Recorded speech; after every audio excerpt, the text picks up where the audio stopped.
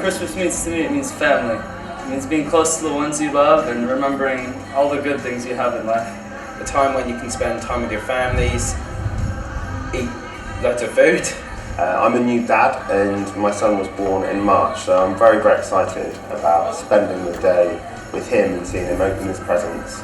And then see really his reaction and my family's or his grandparents' reaction. Plus there's always the advantage of getting a day off work, which is always great. What I really love is on Christmas Eve going to midnight mass and everybody coming together and all the candles being lit and singing carols and songs and things like that and seeing all my friends. Presents, get time with your family. Money. Yeah, clothes. Everything's, Nice big dinner. yeah, Roast turkey. pig dinner's best.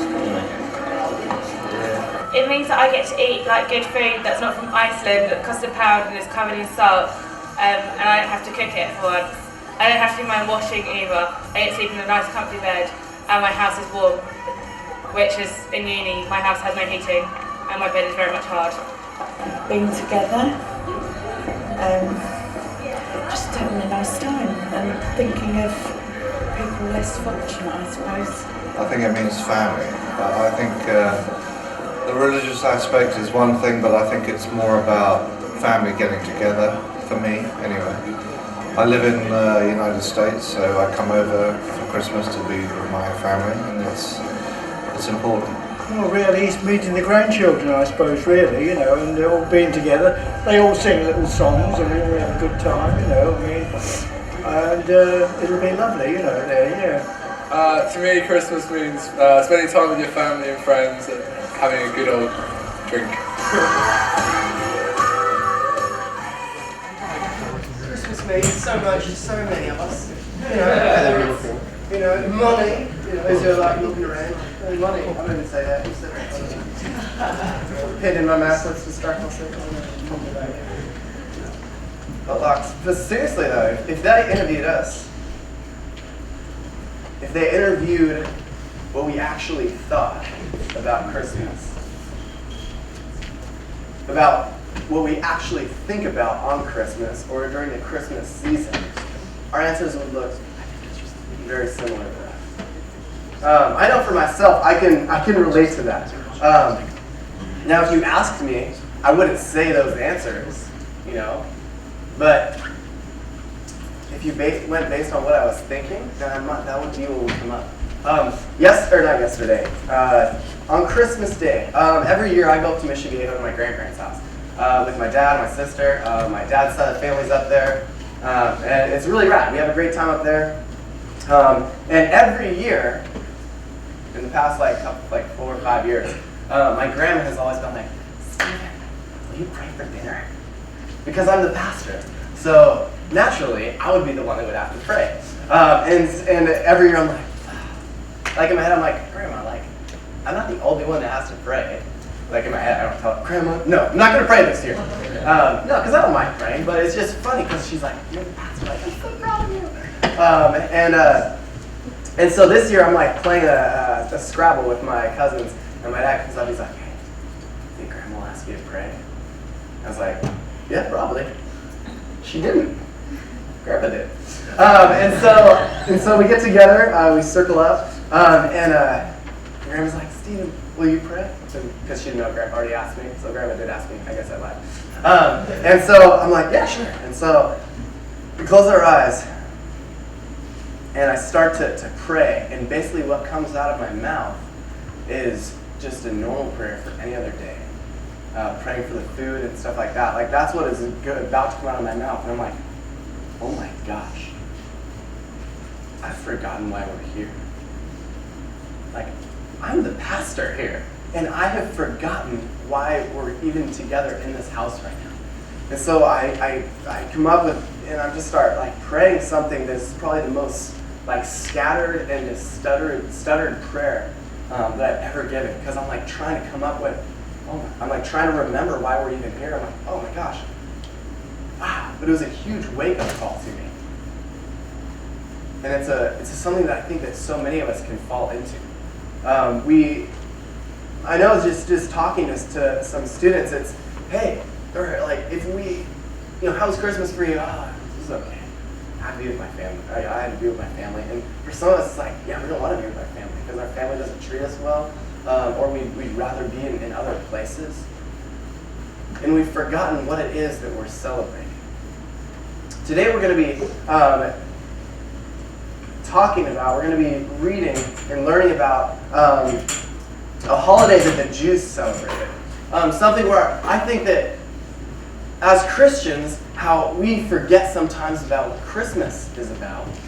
I think that the Jews also probably forgot what it was that they're celebrating. If you guys have your Bibles, go ahead and open up to the book of Mark, Mark chapter 14. We're going to be covering the Lord's Supper today, or it's also called the Last Supper.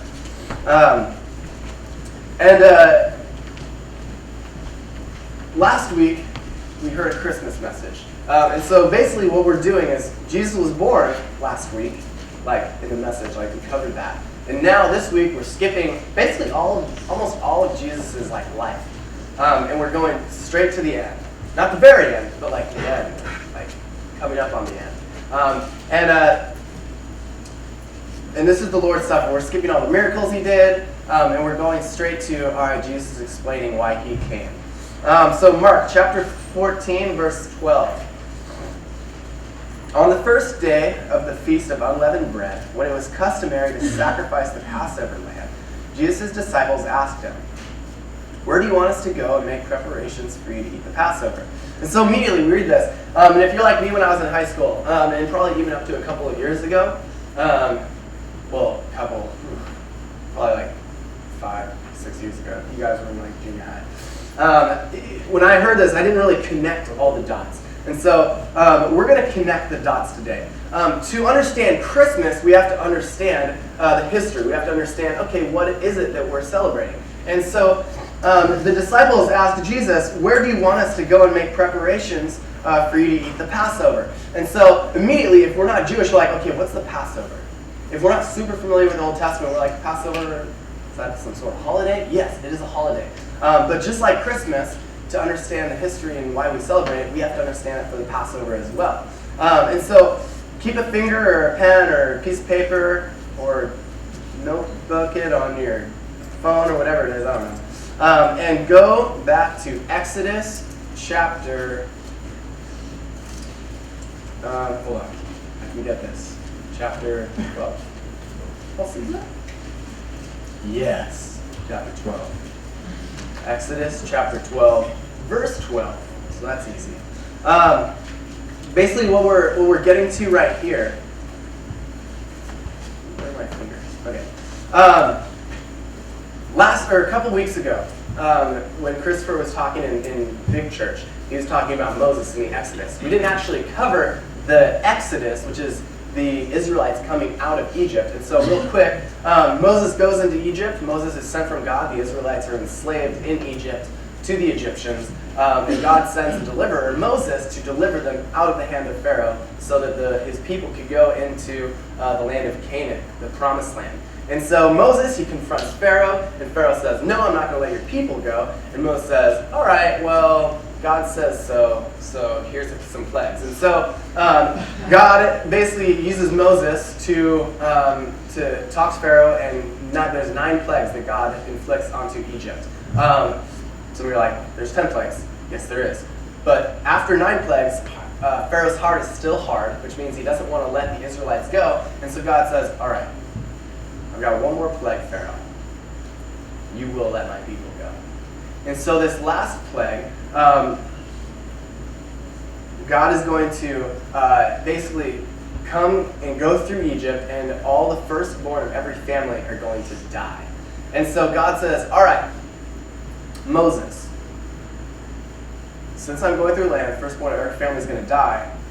Obviously, that doesn't mean the Israelites." And so God told Moses to tell the people, "Hey, this is what you're going to have to do. You're going to have to take a lamb. Every family is going to take a lamb, a year-old lamb or a year-old goat without blemish. They're going to have to slaughter it, and they're going to catch the blood in a bowl. They're going to use hyssop, which is a type of plant. They're going to dip it in the bowl with the blood, and they're going to rub it over their doorpost. And then that night, the Lord will pass over Egypt, and he will pass over the houses of the Israelites, and the firstborn in those houses will not die. So that's why it's called the Passover. And so, verse 12, Exodus 12:12. On that same night I will pass through Egypt and strike down every firstborn, men and animals, and will bring judgment on all the gods of Egypt. I am the Lord. Boom. I love that. Just like one sentence. God's like, I am the Lord. Oh, so good. The blood will be a sign. The blood is the blood that's over the doorpost. Will be a sign for you on the houses where you are. And when I see the blood, I will pass over you. No destructive plague will touch you when I strike Egypt. We're going to skip to verse 17. Celebrate the feast of unleavened bread as the Passover, because it was on this very day that I brought your divisions out of Egypt. Celebrate this day as a lasting ordinance for the generations to come. In the first month you are to eat bread made without yeast. From the evening of the 14th day until the evening of the 21st day. So he's just saying, hey, in this month at this time, this is when you'll celebrate it. For 7 days, verse 19, no yeast is to be found in your houses, and whoever eats anything with yeast in it must be cut off from the community of Israel. Super gnarly. If you don't celebrate this, you're cut off. Wow. Whether he is an alien or native born. Eat nothing made with yeast. Where we are. Skip down to verse 29. At midnight, the Lord struck down all the firstborn in Egypt, from the firstborn of Pharaoh who sat at the throne, to the firstborn of the prisoner who was in the dungeon, and the firstborn of all the livestock as well. Pharaoh and all his officials and all the Egyptians got up during the night, and there was loud wailing in Egypt, for there was not a house without someone dead. Gnarly. So when the Jews celebrate Passover, they're celebrating a time and remembering a time when God pulled them from slavery in Egypt, pulled them from a time in their lives where they wouldn't even be able to eat like full loaves of bread because they were so poor, because they had so little. And God brought them into the land of Canaan 40 years later. Oh, that's a long story. But that's what they're celebrating. So when Jesus and his disciples sit down in the upper room, we don't know for sure, but this probably isn't the first time that Jesus, with his disciples, is celebrating Passover. They've been with them for about 3 years. And so they probably have celebrated this with Jesus before. And so they ask, okay, where do you want us to go and make preparations for this? Where do you want us to go and get everything ready for you to eat Passover? Verse 13. So he sent 2 of his disciples, telling them, go into the city, and a man carrying a jar of water will meet you. Follow him. Say to the owner of the house he enters, the teacher asks, where is my guest room, where I may eat the Passover with my disciples? He will show you a large upper room, furnished and ready. Make preparations for us there. The disciples left, went into the city, and found things just as Jesus had told them. So they prepared the Passover. When evening came, Jesus arrived with the 12. While they were reclining at the table, he said, I tell you the truth. One of you will betray me, one who is eating with me. They were saddened, and one by one said to him, surely not I. It is one of the 12, he replied, one who dips bread into the bowl with me. The Son of Man will go, just as it is written about him. But woe to the man who betrays the Son of Man. It would be better for him if he had not been born. While they were eating, Jesus took bread, gave thanks, and broke it, and gave it to his disciples, saying, take it, this is my body. At this point, his disciples would have been taken back. Wait, what is Jesus doing? What is Jesus doing? For us, when we read this, we're like, oh, okay, cool, just no big deal. Jesus is just doing what he does. It's Jesus thing. But you have to understand that at this time, there were steps that went into the Passover. For example, I'll just go through the night that the Israelites went through for the Passover. Just like Christmas. For some of us, it's Christmas Eve. Tradition in your family maybe is you go home, you have like a cool dinner, you open up one present. You can't open more than one present. One present. And usually it's the smallest present, or some of you it's the biggest, and you're lucky, but that's cool. And then you eat your dinner, and then you're like, all right, parents, we're going to go to the candlelight service. And so you come to church, do the candlelight service, you go home, and you get ready for bed. Santa's going to come in the morning. Maybe that doesn't happen now, but when you're younger, it does. Hopefully, for me too. Speaking of, when I was younger, oh wow, rabbit trail, is that okay? Okay. So, when I was younger, not obviously, but my parents did the whole Santa thing, and it was awesome. Spoiler alert. Never mind, I won't say anything. So I would go to bed, and I had a habit of like getting out of my room and like in the middle of the night and like going out and looking at the Christmas tree. And so one year my dad set up not a booby trap, but he rigged up a bunch of chairs with like an obstacle, kind of like an obstacle course in the hallway that I had to get through, and he just like draped bells over all of it. And so I just looked at it and I was like trying to like crawl under. It was like James Bond, and then I like hit one. I was like, oh, it's not worth it. And so I backed up and I went back to bed. But that was like tradition for us as Santa. That Santa was something where I'd wake up in the morning like so stoked, and for some reason that's the morning when the parents sleep in. You're like, what are you sleeping in? Santa came! You know. And then you sing carols. Maybe you go up. For us, it's more like Mission Viejo. Maybe for some of you, you have your family come down to you. But there's traditions that we have. And so the Israelites also had traditions that went along with Passover. But for them, it was something where every family did the same thing every year. And God put this tradition on them. He's like, this is what you will do to remember what I have done for you. And so in this time, what they would do is they would take the year-old lamb or goat. They would go to the temple, and they would slaughter it, and they would like cut its throat, and they would have a bowl. The priest would catch all the blood in the bowl, and they would pass it up the line of priests, and then they would throw it onto the altar. And every family would do this. So at this time, there was probably at least probably 250,000 like lambs or goats like slain for this because of all the families. And so they would go back home. They would skewer the lamb, and they would roast it. They wouldn't boil it because that would make the lamb unclean. They didn't want to touch it with any bowls and stuff. And so they would get home, they would roast it. They had like a certain piece of wood they would put into it. I don't know why. I didn't really get that information, but that's what they would do.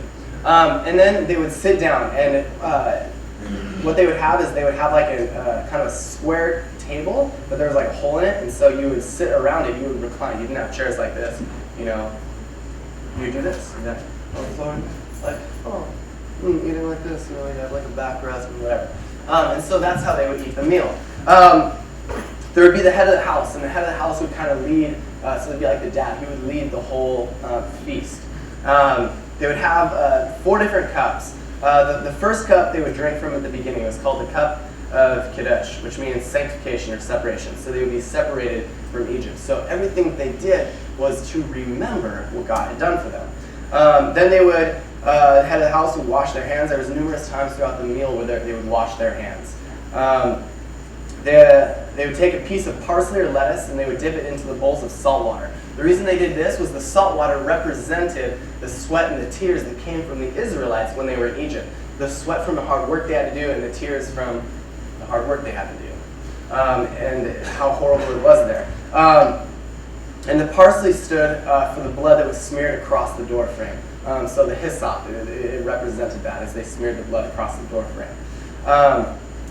They would have bread. And the reason they call it the Feast of Unleavened Bread, unleavened just means bread made without yeast. So instead of bread that goes and it rises and you're like, oh yeah, I could put an egg on that. You could put an egg on unleavened bread too. It would just be flat, like pancake. You know, it wouldn't taste quite as good. Maybe it would. I don't know. I've never had unleavened bread. It'd be like a cracker. And so they would have 3 pieces of unleavened bread. And they wouldn't eat every piece, or the whole first piece, because they wanted to remember, cool, this is Egypt, we didn't have this much to eat, and so they wouldn't eat all of it at that time of the feast.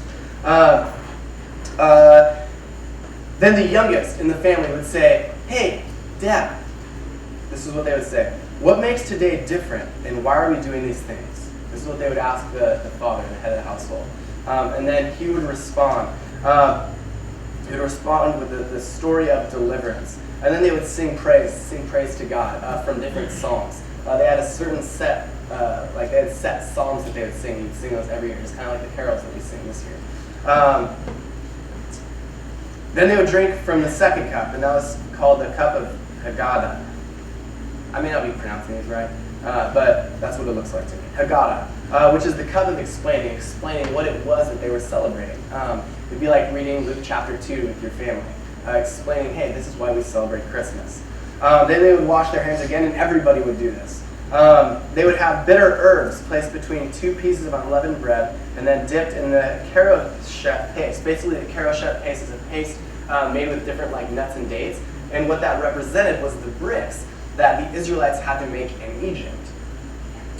They would have cinnamon sticks in it, so that that would also represent the straw that was in the bricks that they would have to make those bricks sturdy so that they could use them. Otherwise, it would be pointless.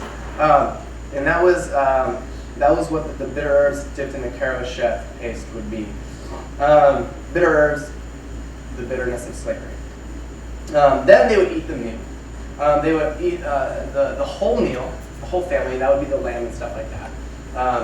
And if they didn't eat the whole thing, then they would have to burn it the next day. They weren't allowed to save it because, again, it's representing Egypt. Because after the Passover, God freed them from from slavery the next day. So they didn't get to bring any of that food with them. And so again, they're representing that. They used unleavened bread because they didn't have time, because God said, use unleavened bread because you will not have time to let it rise. And so they do that every year because they don't have time to let the bread rise. And so they would eat the whole lamb, and then they would clean their hands again, and they would finish the rest of the unleavened bread. Then they would do a prayer of thanksgiving, petitioning for the coming of Elijah to herald the Messiah. So they would finish the bread, and then they would do this prayer. And during this prayer, they would drink of the third cup. And so during this time, they would do this prayer, praying for Elijah to come to usher in the Messiah. And actually, I'm not going to touch that quite yet. Hold on to that. Then they would do more singing, and they would drink from the fourth cup, and then they would end with prayer. And so that's the traditional Passover time they would do. Now Jesus does something a little different. I stopped at verse 22. It says, while they were eating, Jesus took bread, gave thanks, and broke it, and gave it to his disciples, saying, take it, this is my body. The disciples would have been taken off guard by this, because Jesus is breaking tradition. Something that has been celebrated for 1,400 years. Jesus saying, we're going to just mix it up a little bit. Jesus! His disciples, this is new to them. I'm sure they're like, is he allowed to do this? They're waiting for him to get smoked by lightning. God, are you okay with this? And he's like, I am God. Yes, I'm okay with what I'm doing. I think there's a movie out there. It's where if God came down as a man, he's testifying in court. He's like, so help me, which is funny. So let's tell the truth, the whole truth, and nothing but the truth. So help me. And so Jesus is saying, I'm okay with this. I'm God. I can do what I want. And so he's changing tradition. Now, we don't know exactly when in the meal that he did this, but we can probably guess that he did this after the meal, after they eat the rest of the bread. And so when they eat the rest of the bread, he takes it and he breaks it.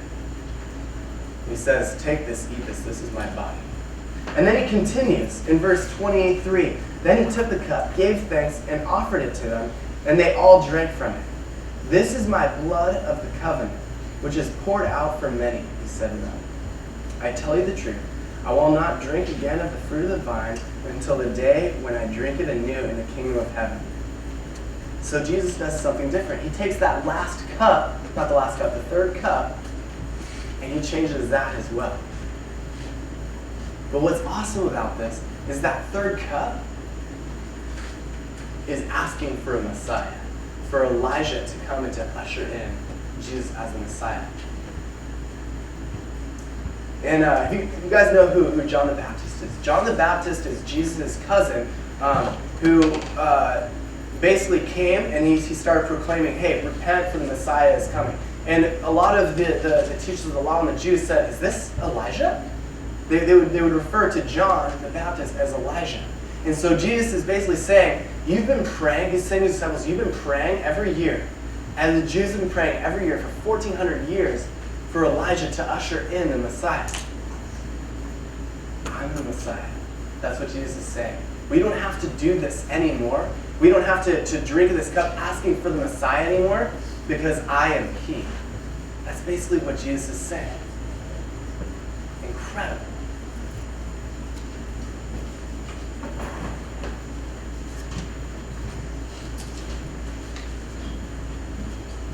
Jesus makes a new covenant. For the past 1,400 years, the Israelites have been living under a covenant. That they were living under the law, that they had to do certain things, they had to meet certain criteria. God said, this is what you need to do, you have to do it, and this is how you're going to be justified. And so Jesus comes and he says, I'm making a new covenant. And because I'm God, I can do this. Which is why he says, this is my blood of the covenant, which is poured out for many. This is my blood. And so to make a covenant at this time, there had to be an animal sacrificed and blood had to be poured out for a covenant to be of any value. And so Jesus is making a new covenant. And instead of sacrificing an animal, pouring out any blood from an animal, he sacrifices himself and his blood is poured out to solidify this covenant. This covenant in Hebrews 9:15. You don't have to turn there, but you can write down. Hebrews 9:15. For this reason, Christ is the mediator of a new covenant, that those who are called may receive the promised eternal inheritance. Now that he has died as a ransom to set them free from the sins committed under the first covenant. So Christ sets us free. This new covenant is Jesus coming down to us and saying, I'm setting you free so you can have eternal life. And this is why his blood is poured out. And so it was easy, I think at this time, as it is for us, to separate ourselves from a holiday. To separate our thoughts about what media has put on us, what society has said this holiday is about, and say, no, this is what it's actually about. And we're not alone in that. We see one character in this story. He's not actually mentioned in this account, but if you guys turn real quick to John chapter 13.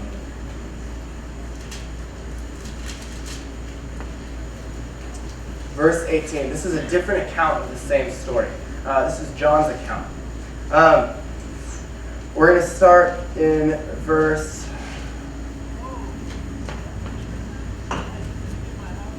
21. I tell you the truth, one of you is going to betray me, said Jesus. His disciples stared at one another, at a loss to know which of them he meant. One of them, the disciple whom Jesus loved, was reclining next to him. Simon Peter motioned to this disciple and asked, ask him which one he means. Because Peter didn't want to ask himself. Leaning back against Jesus, he asked him, Lord, who is it? Because you don't want to ask in front of everybody, because Jesus, I want to be on the end. So John's, we don't know that this is John, but John, we think that John refers to himself as the disciple that Jesus loved. So he wrote the book, so, And so he leans over, Jesus, who is it? Jesus answered, it is the one whom I will give this piece of bread when I have dipped it in the dish. Then, dipping the piece of bread, he gave it to Judas Iscariot, son of Simon. As soon as Judas took the bread, Satan entered him. What you were about to do it quickly, Jesus told him. But no one at the meal understood why Jesus said this to him. Since Judas had... let's just stop right there. Jesus says, it is who I give this bread to. And then he gives it to Judas, says, go do what it is that you're going to do. And the disciples like, wait, why did you give it to him? What did you ask him to do? Jesus just told you. He's going to betray Jesus. How is this difficult to understand? But do you know why it's so difficult for them to understand? Because this. Since Judas had charge, or no one understood why Jesus said this to him. Since Judas had charge of the money, Some thought Jesus was telling him to buy what he needed for the feast or to give it to something to the poor. As soon as Judas left or had taken the bread, he went and it was night. And so the reason that they don't understand what Jesus is saying is because they trusted Judas so much that he's basically the treasurer for the disciples. This is how much they trusted Judas. Judas put on such a great show that everyone around him believed that he was truly a follower of Christ. Judas missed it. When Judas came to the Passover, he missed it. He forgot that he was free from slavery. Some questions that we can ask ourselves. Has Christmas become an obligation rather than an opportunity? Has Christmas become an obligation rather than an opportunity?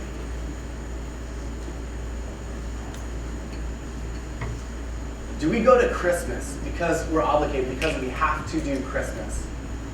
Do I have to go be with my family? I want to be with my family, but I'm obligated to be with my family. Or do we see it as an opportunity to be with family, maybe that we don't even like that much, but that we get to share love with because God has commanded us to do that? And that's the next question, is has obedience become something that, or has obedience become an obligation or an opportunity? Are we obligated to obey God? The easy answer is yes, but it's how we see it. Are we looking through the lens of obligation, or are we looking through a lens of opportunity? An opportunity to show God that we do love him, that we have received his mercy, that we have received his grace. Because Judas saw obedience as an obligation, and we have that choice as well. The next question, has Christmas become about what I get or what God has given? It's so easy to think about what is it that I get. We start to put things in order. If you ask us, hey, what did you get for Christmas? We're going to say, oh man, I got these cool socks, I got this cool hat, I got some new surfboard fins, I got a new wetsuit, I got blah, blah, blah, blah, blah, blah, blah, blah. None of us, if we're asked that question, say, man, I got a God who came down to earth to become a man so that he would sacrifice himself so that I could have eternity with him. Not one person would say that. Because we think about what it is that we get, not what God has given. God is the ultimate gift giver. But for some reason, he doesn't make the top of the list. The last question is, has obedience become about what I get or what God has given? Is obeying God, is setting up chairs, is doing worship, is being nice to people at school, is sharing God's love with people about what I can get, about how people look at me, about how it makes me feel? Or is it about what God has given? Is it my response to God's love and God's mercy on my life? It's so easy to fall into the trap of obligation. I'm obligated to do these things because God gave me whatever it is. Rather than looking through it as a lens of obedience. It's easy with temptation. We think about, man, I can't fall into temptation. We see it as an obligation not to fall into temptation rather than an opportunity to show God that we love him even though we are being tempted. It's easy to forget Christmas. We only celebrate it once a year. And we celebrate God coming down as man twice a year if you include Easter. But it matters year round. It'd be awesome if in May we're like, hey, Merry Christmas. Yeah, dude, Merry Christmas. God is good. But we don't. But we should, because Christmas is a year-round event. It's something that matters all the time. And don't try to go through this by yourself. It becomes more of an obligation if others don't remind us that it's an opportunity. That's why it's important to surround ourselves by people that we love, people that love us, who are willing to tell us hard things, who are willing to say, hey, it looks like I've been watching for a couple of days now. It seems like it's turning into an obligation for you. look at it more as an opportunity. That's what growth groups are for. That's what your pastors are for. That's what your growth group leaders are for. That's what the other students here are for, so that we can build each other up. So that we can remind each other that Christmas matters year round. Let's pray. God, thank you so much that we do get to celebrate your life and your death and your resurrection year round. That it's not something where we just have to celebrate it once, but God, that our lives revolve around you coming down as man and sacrificing yourself so that we could spend eternity with you. God, I ask that we would remember that daily. God, that Merry Christmas would be something that we are able to say any time of year, God, and we recognize, oh yeah, Merry Christmas, that's awesome. God, thank you for your love and what it means and what it has done for us and what it will continue to do. Let us respond in such a way that you feel love, you receive our love. Amen.